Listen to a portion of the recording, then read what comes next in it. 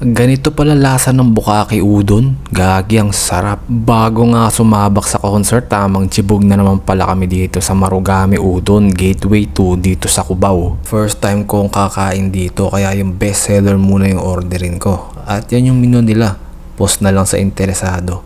Meron din silang ganitong add-ons, baka matripan nyo. Meron din pala silang condiment section, no? Pili ka na dyan kung yung matripan mo, bala ka. At ito na yung mga order namin: katsu curry rice, beef ontama, Bukake udon, at katsudon. Ang sarap nitong curry rice. Mas nasarapan ako dito compared sa ibang natikman ko, no? Plus may carrots at patatas pa. Yung katsu naman, goods lang. Itong Bukake udon naman, nagustuhan ko rin. Para siyang gyudon na noodles version imbis na rice. Basta ganun yung sabaw niya. Sabi nga ni ate, medyo strong daw yung lasa niya. Pero sa akin, sakto lang. Parang light lang. Ganun ko siya nalasahan. Yung sa noodles naman niya, parang sa lomi.